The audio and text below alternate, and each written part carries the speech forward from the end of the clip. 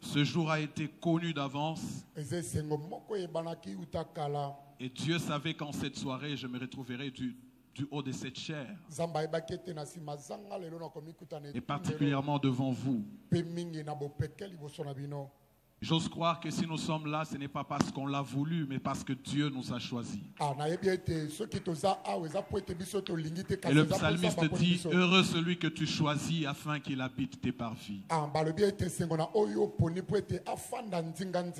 Et j'aimerais particulièrement pour ce soir que nous puissions apprécier la grâce qui nous est accordée d'être dans la présence du Seigneur en acclamant très fort. Alléluia.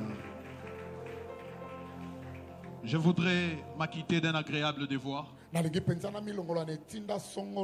Celui de pouvoir manifester ma gratitude à l'égard du révérend pasteur Mike Kalambai.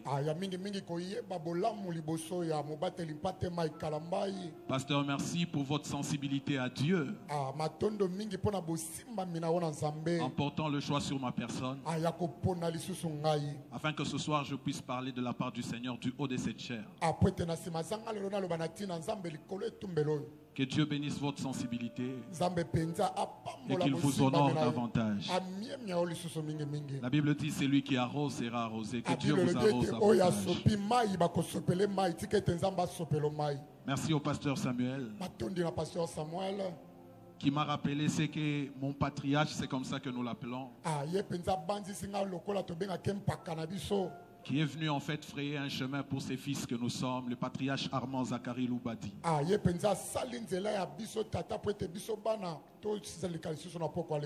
Et avant d'aller plus loin, j'aimerais apprécier mon épouse qui vient d'entrer. Maman Lisette va se tenir debout. Amen. Amen. Nous sommes mariés depuis 2006.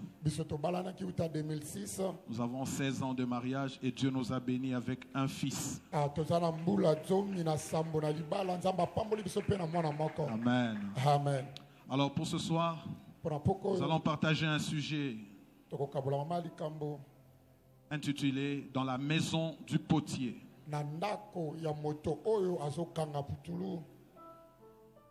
J'aimerais qu'on prenne Jérémie chapitre 18. Jérémie chapitre 18, nous allons lire à partir du premier verset jusqu'au 10e. Pour faire l'économie du temps, je vais lire sans mon interprète. Jérémie chapitre 18, du premier au 10e verset. Il m'a été dit que ce jour est un jour de prière et d'enseignement. Donc il y a des sujets qui vont être des sujets de prière. Mais il y a également des points qui vont devoir nous amener à une certaine croissance. Ou qui vont servir d'équipement.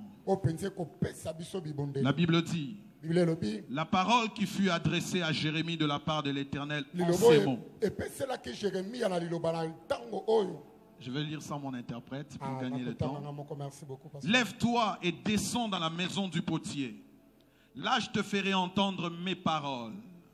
Je descendis dans la maison du potier et voici, il travaillait sur un tour. Le vase qu'il faisait ne réussit pas. Comme il arrive à l'argile dans la main du potier, il en refit un autre vase, tel qu'il trouva bon de le faire. Et la parole de l'Éternel me fut adressée en ces mots. Ne puis-je pas agir envers vous comme ce potier, maison d'Israël? Dit l'Éternel, voici comme l'argile est dans la main du potier, ainsi vous êtes dans ma main, maison d'Israël. Soudain je parle sur une nation, sur un royaume, d'arracher, d'abattre et de détruire. Mais si cette nation sur laquelle j'ai parlé revient de sa méchanceté, je me réponds du mal que j'avais pensé lui faire, et soudain je parle sur une nation, sur un royaume, de bâtir et de planter. Mais si cette nation fait ce qui est mal à mes yeux et n'écoute pas ma voix, je me réponds du bien que j'avais eu l'intention de lui faire. Amen. Amen. Alors que nous sommes debout, je vais faire un court refrain. Et puis nous allons annoncer la parole du Seigneur.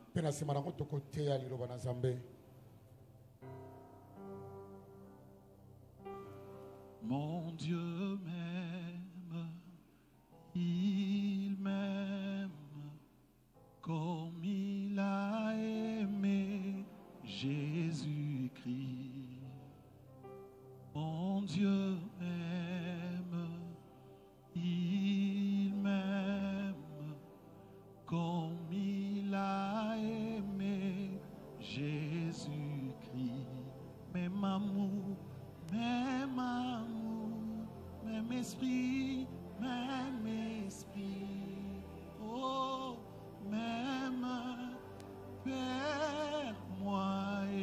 Jésus, même amour, même esprit, même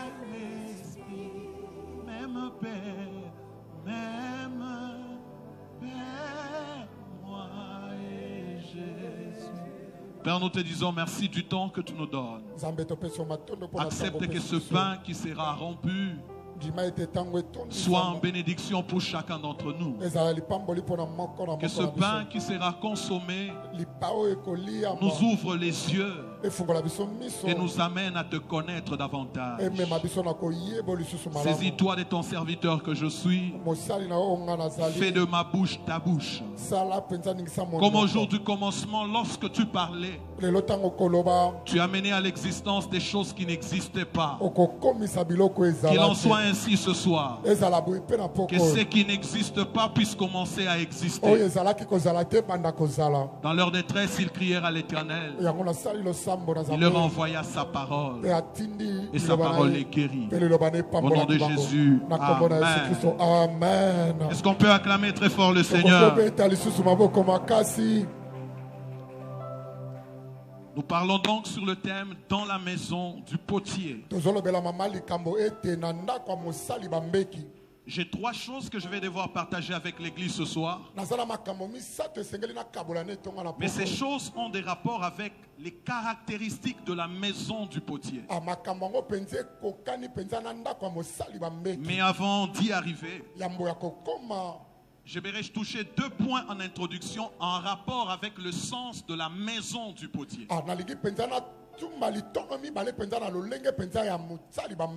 Et j'aimerais attirer notre attention sur le 2e verset. La Bible dit, et c'est l'Éternel qui s'adresse à Jérémie, il lui dit: lève-toi, descends dans la maison du potier. Là, je te ferai entendre mes paroles. Je voudrais parler donc de la maison du potier comme un lieu. Mais deuxièmement, je parlerai de la maison du potier comme une dimension. Je parle d'un lieu parce que Dieu, en s'adressant à Jérémie, il lui dit: lève-toi et descends dans la maison du potier. C'est que cette maison était localisable. Ça l'était sur le plan spirituel, je ne le sais. Mais au moins un mouvement devait être fait. Quitter d'un lieu à un autre. Et quel en était l'objectif? Dieu voulait faire entendre à Jérémie ses paroles. Ça me permet de dire la maison de Dieu ou la maison du potier, qui est en fait la maison de Dieu, est un lieu où Dieu se révèle de manière particulière qu'en tout autre lieu. Il est évident que Dieu est partout, mais il ne se révèle pas partout de la même manière. Il est vrai qu'il est omniprésent. La présence de Dieu au marché, elle est différente de la présence de Dieu ici. J'aime le nom de l'église. Dans sa présence church. Je suis venu comme dire à quelqu'un, les lieux dans lesquels ou sur lesquels nous nous retrouvons est un lieu particulier où l'on entend ce qu'on ne peut pas entendre ailleurs. Parce que dans la présence de Dieu, dans la maison du potier, on entend. C'est pourquoi Dieu dit: lève-toi, descends jusque dans la maison du potier. Là, je te ferai entendre mes paroles. J'aimerais dire à quelqu'un, parlons du lieu. Je ne suis pas tout à fait dans la géographie, mais je parle plus du culte dans le sens communautaire. La foi chrétienne, elle est certes individuelle, mais elle fonctionne dans la communauté. Tout chrétien qui se veut vrai, il ne doit pas s'isoler de la communauté. Je veux dire, tout chrétien authentique ne peut pas sécher au culte. Celui qui s'isole du culte communautaire, il sèche dans sa foi. Voilà pourquoi j'aimerais bénir quiconque est venu ce soir dans ces lieux et lui dire que tu as choisi la meilleure de part. Tu n'es pas du nombre de ceux qui vont sécher. Tu es du nombre de ceux qui vont germer. Le psaume 133 nous dit qu'il est agréable, qu'il est doux pour les frères de demeurer ensemble. J'aime les deux choses que la Bible illustre. La Bible dit, c'est comme l'huile précieuse répandue sur la tête, descend jusqu'à la barbe d'Aaron. C'est que quand les frères se rassemblent, il y a une huile précieuse que Dieu déverse, qui ne peut pas être déversée ailleurs que là où les frères et les sœurs se rassemblent. La continuité de ce verset dit, c'est comme la rosée de l'Hermon qui descend sur les montagnes de Sion. Et la suite dit, c'est là que l'Éternel envoie sa bénédiction et la vie pour l'éternité. La rosée est comme une pluie. Elle vient arroser une terre desséchée. J'ai raison de croire que celui qui communie avec nous ce soir ou qui prend part à un culte communautaire ne peut pas sécher dans sa vie, ne peut pas sécher dans sa vie, car dans la maison du potier on ne peut aucunement sécher. L'huile précieuse, la rosée, ce sont des cadeaux, des présents que Dieu donne, que quand les frères et les sœurs se rassemblent, celui qui s'isole se refusera de jouir de cette grâce. Est-ce que j'ai parlé à quelqu'un? Deuxième dimension, ou le deuxième sens de la maison du potier. La maison du potier est une dimension spirituelle. Tous nous sommes enfants de Dieu. Mais il y a des choses que Dieu ne peut pas te donner par le fait simplement que tu as cru. La vie chrétienne, elle s'illustre dans la naissance mais aussi dans la croissance. On peut être chrétien mais bébé spirituel. On peut être chrétien mais mature dans les choses de Dieu. Je parle de la maison du potier comme une dimension de profondeur et d'intimité avec Dieu. Un jour, les disciples s'adressent à Jésus. Dans Matthieu chapitre 17, le 19e et le 21e verset. Les disciples disent à Jésus, voici, nous n'avons pas pu chasser ce démon. Pourquoi nous a-t-il résisté? Jésus leur dit, ce type de démons ne s'en vont que par les jeûnes et par la prière. Le jeûne, nous ne jeûnons pas pour Dieu. Le pasteur nous a dit, il est éternel. Il n'y a rien qui change quand nous nous jeûnons en Dieu. Pas du tout. Mais il y a quelque chose qui se passe quand nous nous jeûnons.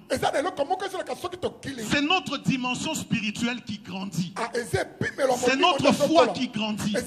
Nous ne jeûnons pas pour que Dieu change. Quand nous jeûnons, c'est notre statut qui se transforme.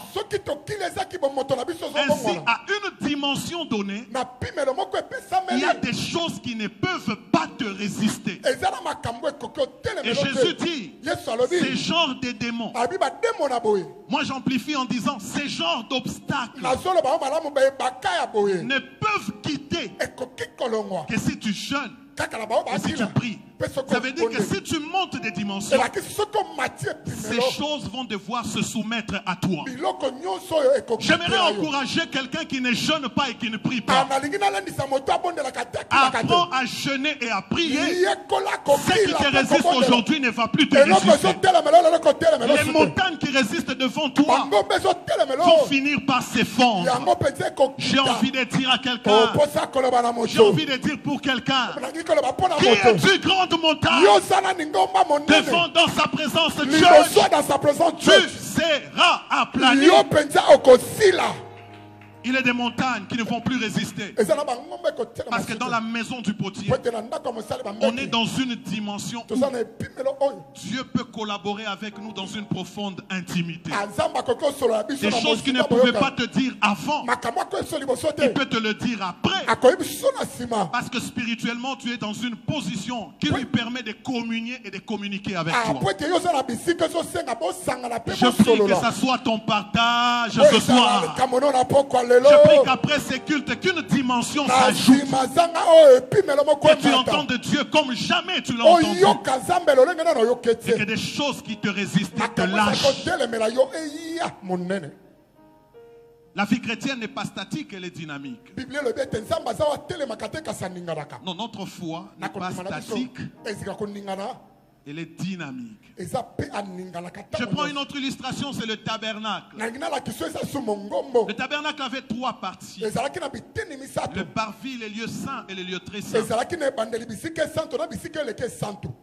Il y a une seule catégorie qui arrivait dans les lieux très saints. C'est la catégorie des souverains sacrificateurs. Ceux qui arrivaient dans les lieux saints, c'est la catégorie des sacrificateurs. Et le parvis était pour tous. Or, le tabernacle est l'image de Jésus. La vérité, c'est que ce que vivaient les souverains sacrificateurs, le sacrificateur ne le vivait pas. Ce que les sacrificateurs vivaient, tout le peuple ne le vivait pas. J'ai dit c'est le même Dieu, mais nous ne les connaissons pas tous de la même manière. Mais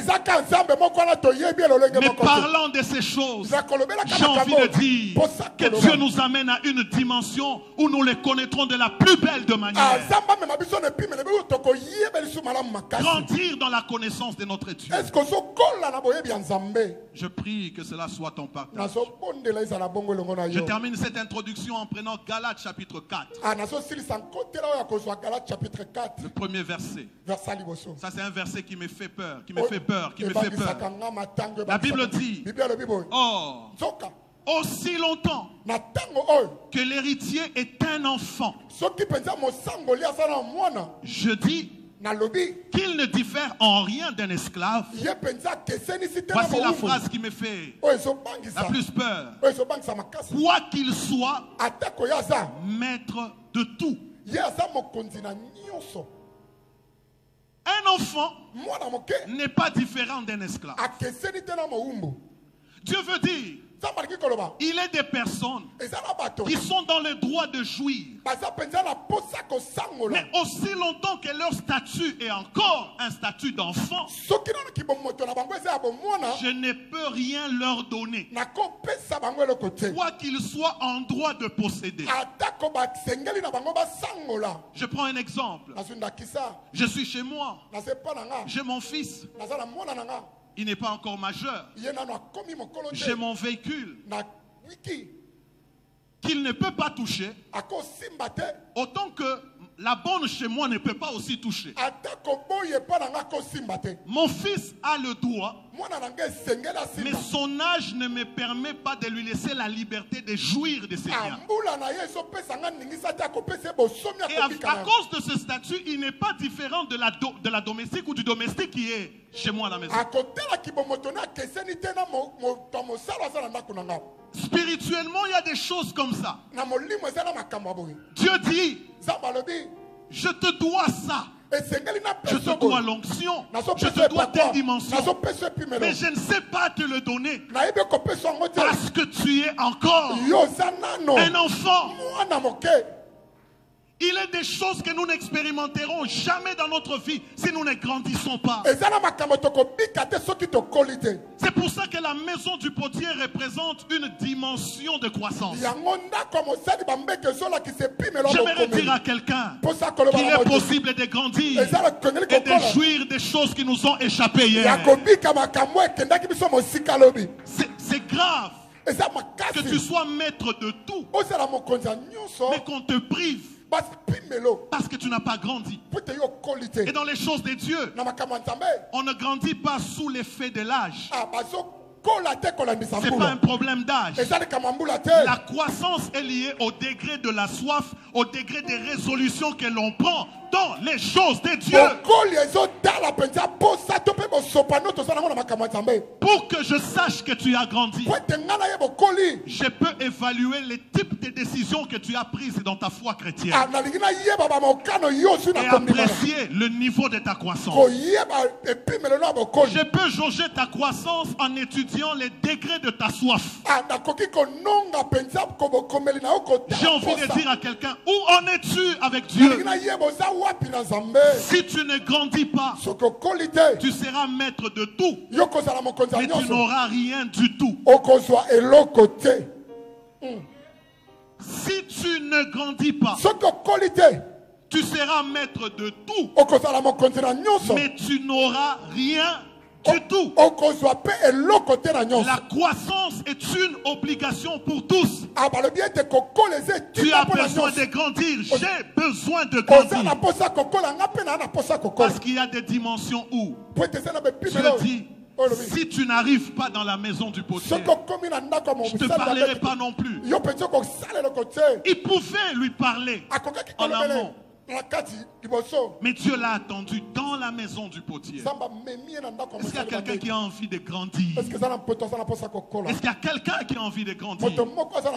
La Bible dit Moïse est devenu grand, refusa d'être appelé fils de la fille de Pharaon.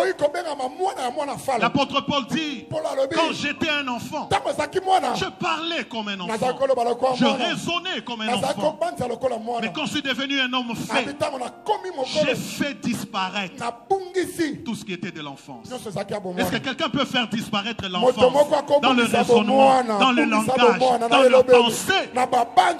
Dieu veut nous faire du bien, mais notre attitude peut être un obstacle. Notre attitude.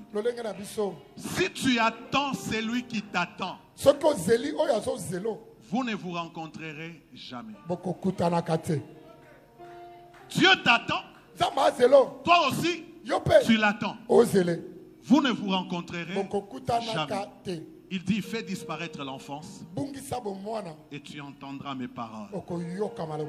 Et vous savez, quand Dieu a voulu amener à l'existence la création, qu'est-ce qu'il a employé comme moyen? Il a parlé. Dans le parler de Dieu, il y a toujours la richesse. Est-ce qu'on peut acclamer la parole du Seigneur? Je voudrais parler de 3 caractéristiques de la maison du potier. Le deuxième verset dit, lève-toi et descends dans la maison du potier. Et là, je te ferai entendre mes paroles. Le verset 3 dit, je descendis dans la maison du potier. Et voici, il travaillait sur un tour. Le vase qu'il faisait ne réussit pas. Comme il arrive à l'argile dans la main du potier, il en refit un autre vase tel qu'il trouva bon de le faire. Je prends le 6e verset. Ne puis-je pas agir envers vous comme ce potier maison d'Israël, dit l'Éternel? Voici comme l'argile est dans la main du potier, ainsi vous êtes dans ma main, maison d'Israël. Amen. La première caractéristique de la maison du potier, je l'ai intitulé comme suit. C'est que l'on voit, on en reçoit le sens. c'est que l'on voit, on en reçoit l'essence. De manière simple, Jérémie entre dans la maison de l'Éternel. Il voit un homme en train de travailler sur un tour. Il prend de l'argile et il fabrique des vases. Il constate une autre image. C'est que le vase ne réussit pas. Le potier fond le vase raté. Il refait un autre vase. Si on ne pouvait que s'arrêter là, Jérémie en tant que prophète, je crois qu'il dirait peut-être à l'assemblée, Dieu veut que nous soyons une assemblée des artistes. Parce que je viens de voir dans ma vision un homme qui travaillait sur un tour. J'ai comme l'impression, soit que Dieu voudrait que j'arrête d'être prophète, que je devienne artiste, ou encore que nous soyons une assemblée d'artistes. Mais le bonheur de la maison du potier, c'est que Jérémie a la grâce de voir et d'avoir le sens de ce qu'il voit. Et c'est ma prière pour chacun d'entre nous ce soir, que nous devenions des prophètes qui, lorsqu'ils auront vu ce qu'ils auront vu, ait aussi un sens pour eux. Première caractéristique de la maison du potier, c'est que l'on voit, on en reçoit l'essence. J'en parle pourquoi? Quand je lis la Bible, je constate dans l'Ancien Testament en particulier que Dieu parle avec les hommes. Et Dieu a parlé à différentes catégories d'hommes. Quand il voulait d'abord vanter qui était Moïse, vanter la particularité de Moïse, il pouvait dire, il est des prophètes parmi vous que je parle au travers des songes. Il y en a d'autres que je parle au travers des visions. Mais il n'en est pas le cas de Moïse. À lui, je parle bouche à bouche. Et dans la Bible, je prends l'exemple de Pharaon. Un roi païen qui n'a pas d'alliance avec Dieu. Et dans sa position de roi, il voit un songe qui le trouble. Les épis gras être avalés par des épis maigres. Des vaches grasses être avalées par des vaches maigres. Nous connaissons l'histoire. Mais l'élément qui attire mon attention, c'est que Pharaon n'est pas un roi en alliance avec Dieu. Mais le songe qu'il voit, non seulement qu'il est authentique, mais il est aussi prophétique. Le roi Pharaon, qui coopère avec la magie, il reçoit un songe authentique et prophétique. Je vais dans Daniel. Le roi Nebuchadnezzar, un roi païen, roi de Babylone, il voit dans une vision une statue de différentes matières. Un songe authentique, mais aussi prophétique. Mais l'élément qui m'écoeure, c'est que ce ne sont pas des rois, entre guillemets, en alliance avec Dieu. Des rois totalement païens qui ont vu des choses vraies et prophétiques. Et voici la question. Si les rois païens ou si les païens peuvent voir des choses qui viennent de Dieu, à combien plus forte raison nous, qui sommes enfants de Dieu, ne pourrions-nous pas voir des choses qui viennent de la part de Dieu? J'ai une certitude. Chacun de nous voit. Mais le plus grand problème, nous ne saisissons pas le sens de ce que nous voyons. C'est pour ça que ma prière ce soir, que ce que l'on aura vu, que l'on en ait le sens. Chacun de nous voit, et de la part de Dieu. Mais le plus grand problème, le grand défi, c'est comment comprendre ce que je vois. Que la grâce qui a visité Pharaon te visite. Ce que tu n'auras pas compris de toi-même, que Dieu suscite à tes côtés un Joseph. Et lorsqu'il viendra, il ne viendra pas interpréter selon lui. Car un songe dont Dieu est la source, l'explication ne peut venir que de Dieu. Je peux répéter ça. Quand ce que tu vois vient de Dieu, l'explication ne peut pas être humaine. L'explication doit être divine. Et c'est sur ces choses que nous voulons prier ce soir. Seigneur, je vois des choses, mais j'ai une difficulté, je n'en saisis pas le sens.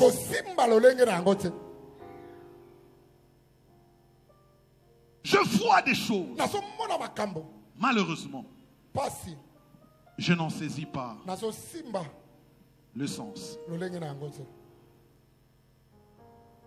Il n'y a pas de vie chrétienne sans la communication avec Dieu. Chacun de nous doit être en mesure de dire: voici ce que Dieu m'a dit. Ce n'est pas un apanage des prophètes. Non, non.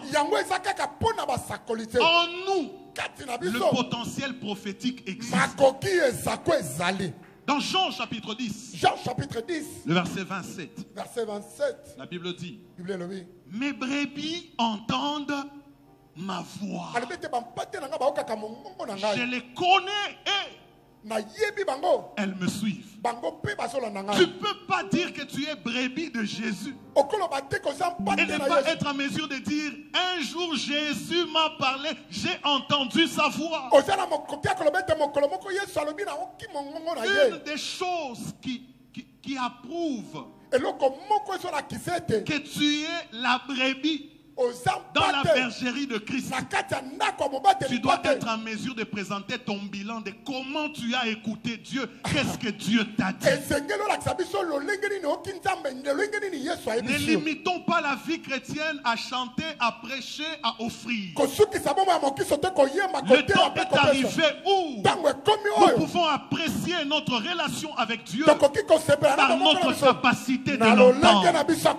Je prie que cette assemblée soit formée des hommes et des femmes qui entendent Dieu, qui entendent Dieu, qui entendent Dieu. C'est possible. Un roi païen qui ne cherchait pas Dieu a vu une vision authentique, mais aussi prophétique. Pourquoi pas nous?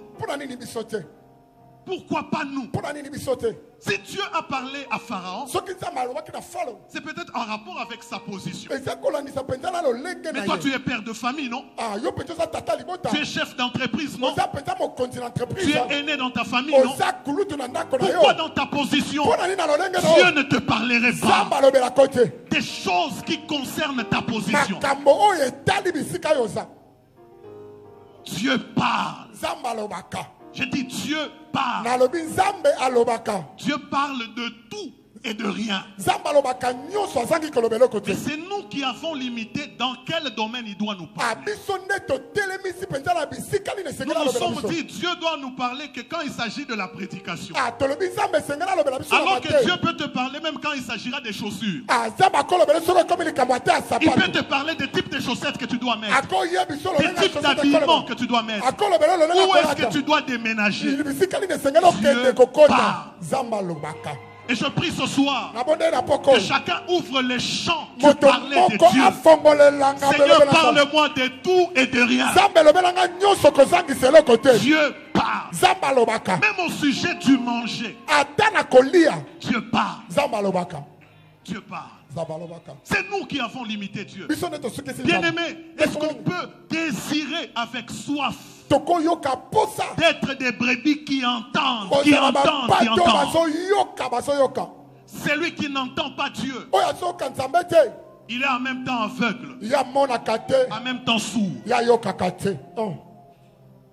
Celui qui n'entend pas Dieu et en même temps aveugle et en même temps sourd.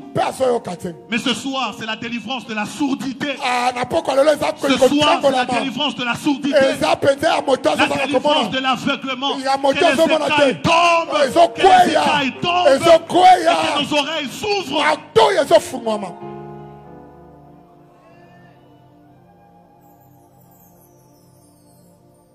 Dieu parle. J'aime le livre d'Apocalypse qui conclut toujours de celui qui a des oreilles. Entendre ce que l'Esprit dit à l'Église. Si tu n'entends pas Dieu, tu es aveugle et tu es sourd. Et c'est dangereux. Très, très, très dangereux. Mais heureusement que Dieu nous aime. Ce soir, il est décidé de nous délivrer de la sourdité, de nous délivrer de l'aveuglement, car il aimerait être un véritable berger pour nous et que nous puissions être pour lui de véritables brebis. Est-ce que je parle à quelqu'un? Jean chapitre 16. Jean chapitre 16. Verset 13. Verset 13. Ça c'est l'écriture qui atteste que tout celui qui a l'esprit, Dieu doit lui parler. Et il doit entendre Dieu. La Bible dit, quand le consolateur sera venu, l'esprit de vérité, il vous conduira dans toute la vérité, car il ne parlera pas de lui-même, mais il dira tout ce qu'il aura entendu. J'aime la phrase qui conclut. Et il vous annoncera les choses à venir. Qui nous annoncera les choses à venir? Le consolateur. Il annoncera à qui? À celui qui les possède. Tu n'as pas besoin de chercher un prophète. Tu es déjà prophétique à cause de la présence du Saint-Esprit en toi. Le prophète ne verra pas tout. Pas du tout.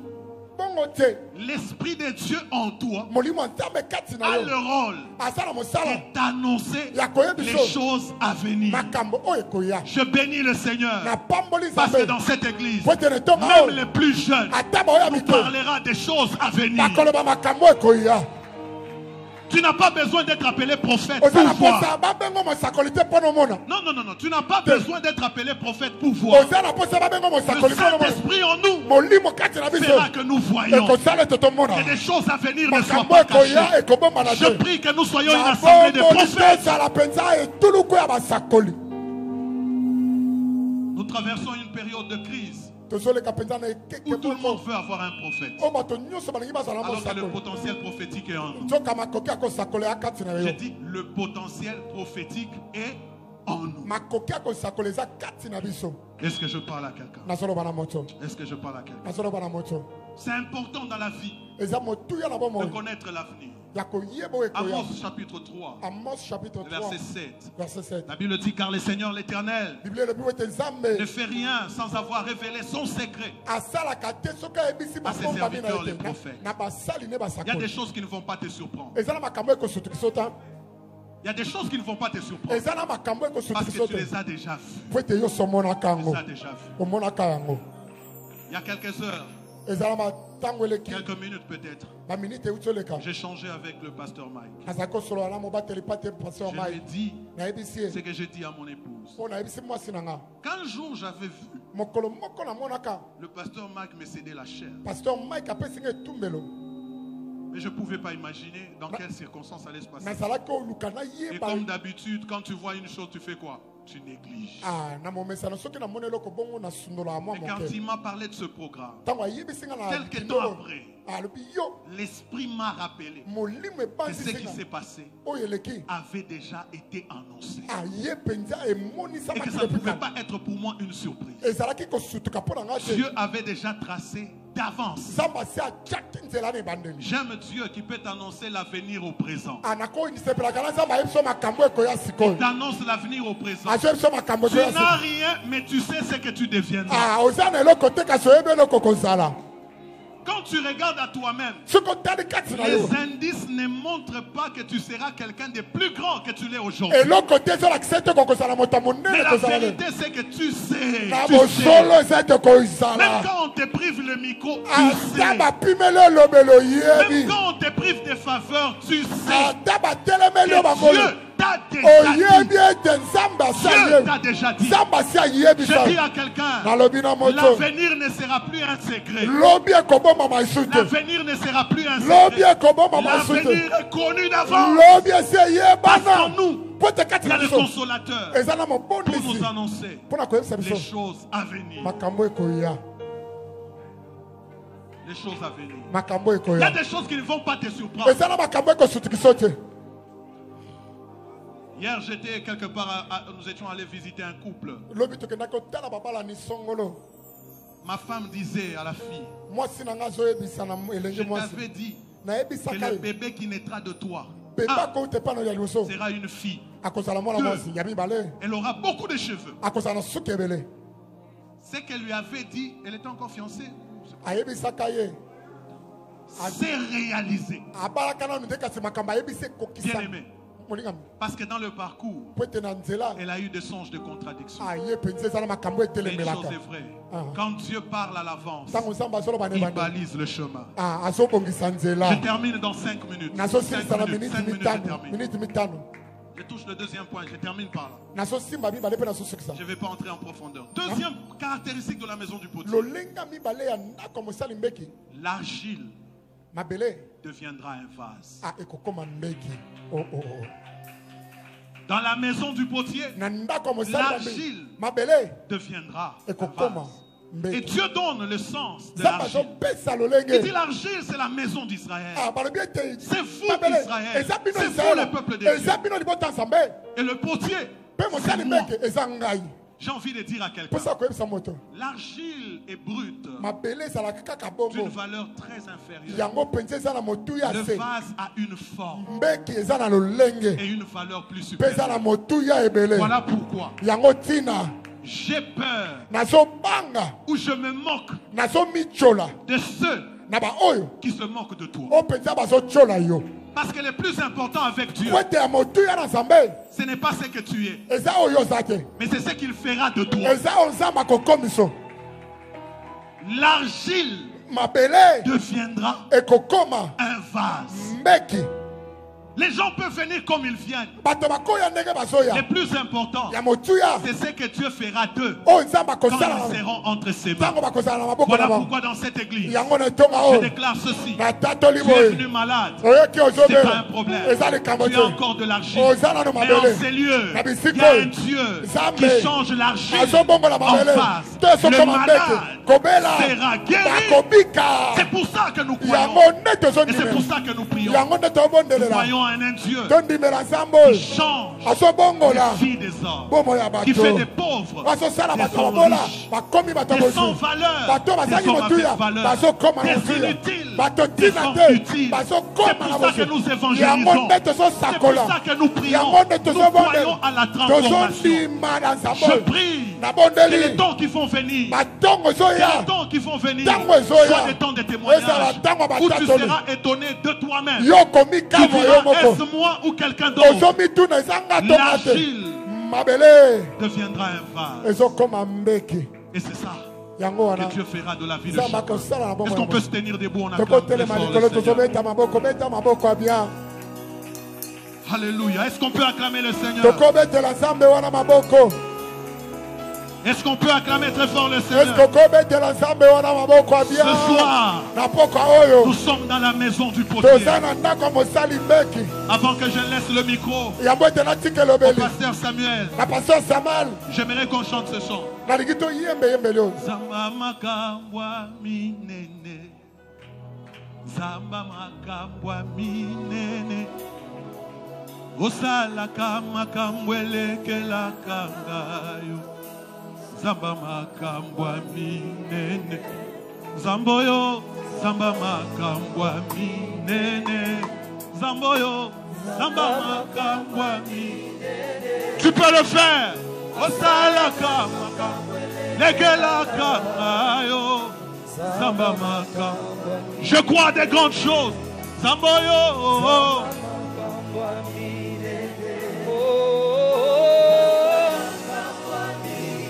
Asalaka Zambe nangayo. Est-ce que tu peux chanter ça à haute voix? Zambe Leloyo. Confessez en mots, confessez Kazanzama makamumine. Asalaka Kamwisanga lelo Yesue. Zambe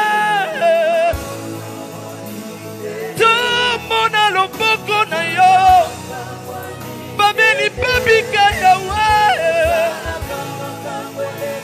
Rababa shea rabateleba Simbola loboko Yesu Zambe Osalaka Rababa shea Hallelujah. Oh, Zambe. Zambe, Zambe. Doningito mona loboko na yo. Yahweh, Yahweh. Yahweh. Hallelujah, Zamona. Zamboyo. Osalaka.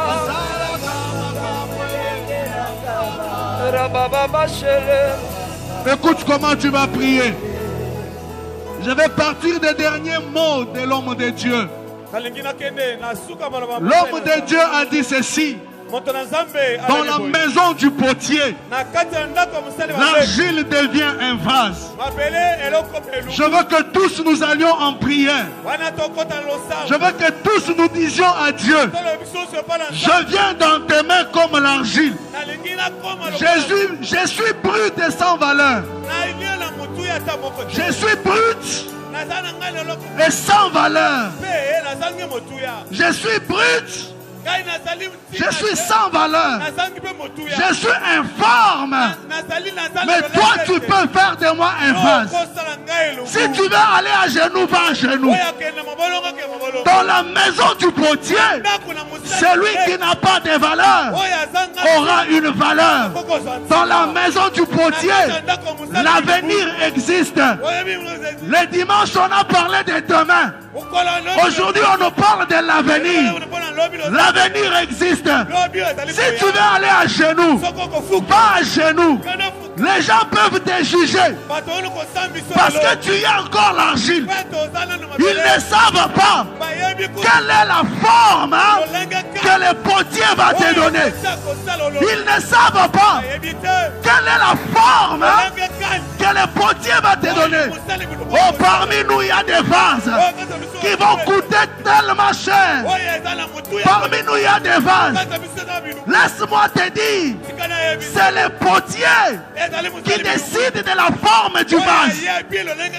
C'est le potier qui décide de quelle forme tu auras. Dis, Seigneur, je viens. Je viens comme l'argile.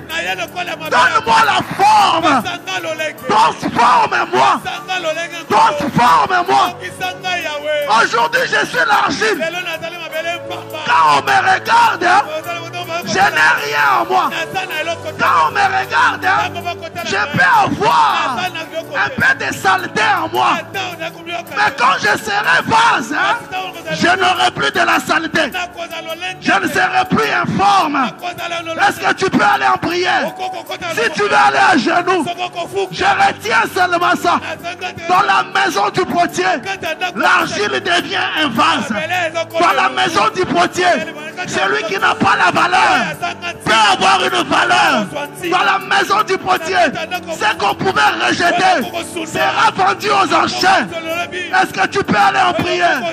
Prie pour ta vie. Demande au potier. Je me livre entre tes mains. Est-ce que tu peux prier? Est-ce que tu peux prier?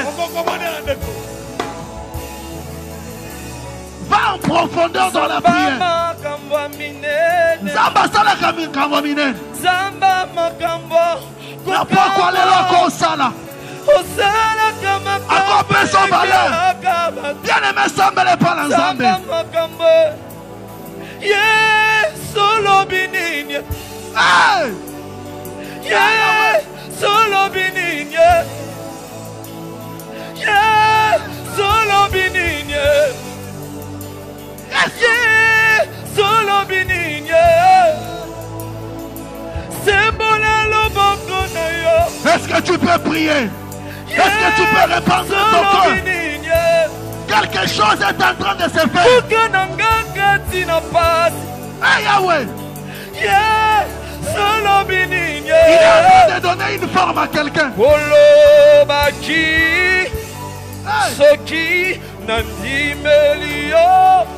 Jésus. Jésus.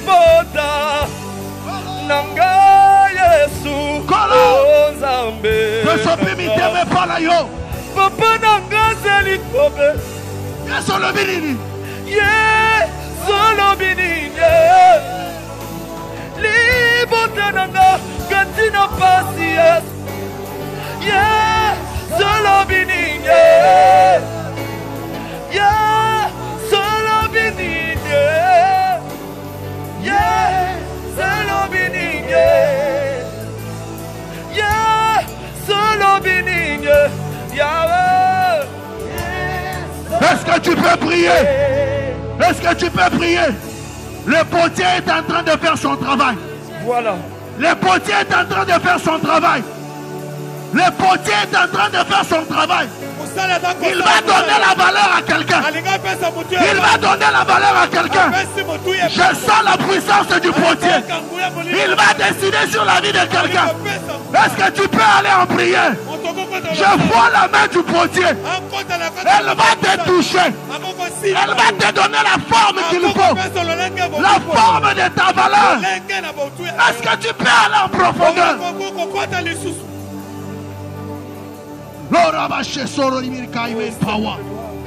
L'Éternel est en train de donner la forme à quelqu'un. L'Éternel est en train de donner la forme à quelqu'un. Il est en train de donner la valeur à la vie de quelqu'un. Il donne la valeur à la vie de quelqu'un. Est-ce que tu peux aller dans sa présence?